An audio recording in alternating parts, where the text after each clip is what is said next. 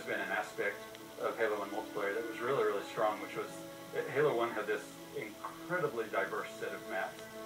It really was this incredibly focused experience. It had this beautiful simplicity. It's not often that a game just kicks me like that, where I have to keep playing it.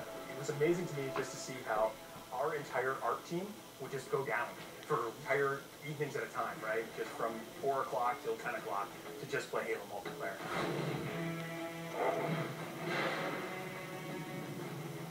It wasn't that easy to just go through and say, oh, well, these are the maps that ship with the original ones, and this is what we're going to do, because we wanted to do something bigger around the 10th anniversary. We also had to think about the existing Reach player base, and we didn't want to fragment it. We were looking at it from the player's perspective in the current day with the current abilities and saying, how would I play this level, and what do I think is missing? So we looked at maps from the Halo series entire, including Halo CE for PC and even Halo 2.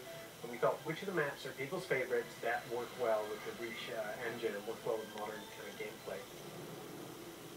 One of the things we kind of came back to was that we wanted people to take a look at the map and immediately think like, oh yeah, I loved that map. Beaver Creek was actually the first map that started the whole conversation of, are we going to enhance the maps, or are we going to just do pure remakes? So for each of the maps, we're doing 2 modes. We're doing a classic mode, which is staying as true to the classic map layout as possible. And we're doing a kind of default tweaked and refined mode. Because you have things like sprint and jetpack, we took the opportunity to put in some new spaces and some new routes. There are tunnels and areas that you can keep the flow of the gameplay moving, so it's not so much of a dead end when you get to the end of the canyon. This is still a small map. It feels bigger than it is. They don't feel as isolated. You feel very much like you're in a world that's alive and in flux. We want you to feel that pang of nostalgia in your chest every time you look at the map. We chose Timberland because it was kind of an unsung classic. Probably one of the best vehicle maps. I spent a lot of time in custom servers on Halo PC just playing Team Slayer on it. The map itself is actually 20% smaller than what it used to be. On the art side, we've added a lot more tree cover. There's a big canopy of trees which kind of envelop the play space more. I'd like to think of this as Central Park, New York City. There's this beautiful landscape. We're right on the edge of the city all around them. There's so many tight turns that there are lots of places for you to get hung up on and grenaded. Just fun stuff happens. What other FPS do you get to put colorful flowers and green grass on your map? Another example of a map that was gray walls all the way through.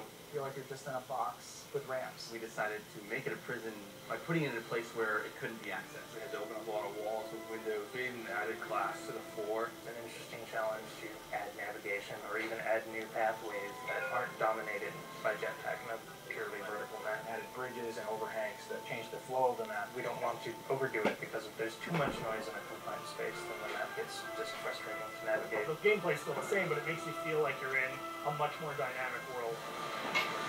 Yeah, this is a good example of really pretty much purple walls, and that's what represented the Covenant theme. We kind of left it to certain affinity to think about, like, well, can they give this map a context? And I think they started by looking in the room with the waterfalls. We really wanted to give people a sense that they were in this water processing plant or this facility that had to deal with these natural elements. The bottom area at the base of the waterfall, there used to be spaces in between us, so you had to jump from the 3 spaces that fit it out. Now it's just a single walkway. You didn't realize the first time you played it in the original, but now there's all these ledges and different opportunities to get around your opponent and flank them that weren't there before. I think with our additions, so you don't accidentally fall to your death all the time, and also the jetpack, the map has really changed a lot. It's the general flow, and it's a lot of fun to play.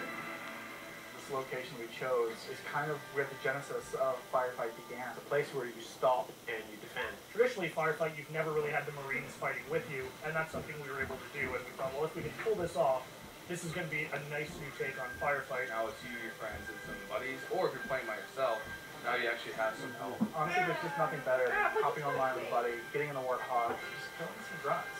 It's fun. Normally with a title update, what happens is you download the title update and your world has changed forever. So we couldn't really give them the existing Halo CE gameplay with an online component. This was the next best thing. A lot of the fun of Halo 1 is being able to use the Magnum again, and we wanted to allow you to use that in multiplayer. We're able to replicate the look and feel of the Halo 1 pistol with the standard pistol from Reach. 3 headshots aiming on the map, you're going to take an enemy down. We make sure that we can implement these changes on a game type level, which means we can have a version of Slayer that is exactly as it's always been, and a version of Slayer with our title update changes. We're going to be releasing beta hoppers before the launch of Halo Anniversary, and we're going to utilize all the feedback we get from the millions of players that participate to ultimately shape this title update. if people take away one thing from the Halo Anniversary DLC, it's the realization that those old classic maps still feel really modern. It's like a brand new map all over again once you get the armor abilities in there. The soul of all of these maps are still very present, and in fact, in many ways, are enhanced now. Overall, the campaign and the multiplayer, it just hasn't aged in the way that we expected it to feel. And when I switch to classic mode in campaign, or when I play Beaver Creek in multiplayer, it feels new, and it still feels nostalgic, and it's a strange mixture of feeling.